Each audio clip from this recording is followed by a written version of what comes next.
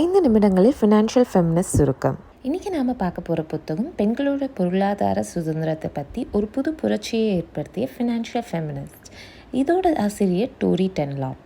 நம்ம ஊரில் ஒரு பேச்சு உண்டு, பணம் இருந்தால் குணம் கெட்டுடும், அல்லது பெண்களுக்கு எதுக்கு இவ்வளோ பணம் அப்படின்னு.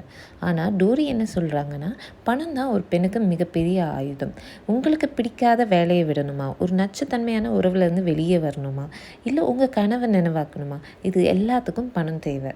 பணத்தை பற்றிய உங்கள் உணர்வுகள். நம்ம சின்ன வயசுலேருந்து பணத்தை பற்றி என்ன கேள்விப்பட்டிருக்கோம்? பணம் பந்தியில், குணம் குப்பையில், அல்லது பணம் சம்பாதிக்கிறது ரொம்ப கஷ்டம்.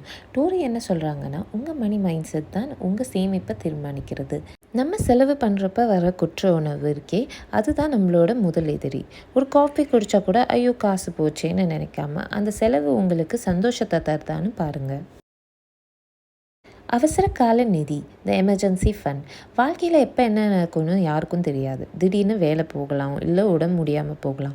அந்த நேரத்தில் யாரையும் நம்பி நிற்காமல் இருக்க எமர்ஜென்சி ஃபண்ட் ரொம்ப முக்கியம். குறைந்தது 3 இல்லை 6 மாதத்துக்கான உங்கள் குடும்ப செலவு தொகையை ஒரு தனி அக்கௌண்ட்டில் சேமித்து வைங்க. இது டோரி பிக் மேஜிக் ஃபண்ட் அப்படின்னு சொல்கிறாங்க. இது உங்கள் பேங்க் பேலன்ஸ் மட்டும் இல்லை, இது உங்களோட தன்னம்பிக்கை.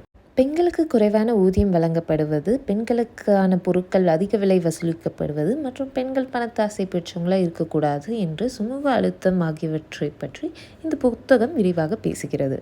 பணம் சேமிப்பதை வெறும் கணக்காக பார்க்காமல் அதை ஒரு ஆயுதம் என்கிறார் டோரி.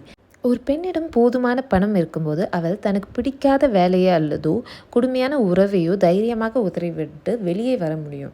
சுருக்கமாக சொன்னால், இந்த புத்தகத்தின்படி ஒரு பெண் பணக்காரியாவது என்பது வெறும் ஆடம்பரம் அல்ல, அது ஆணாதிக்க சமூகத்திற்கு எதிராக செய்யும் ஒரு அரசியல் புரட்சி.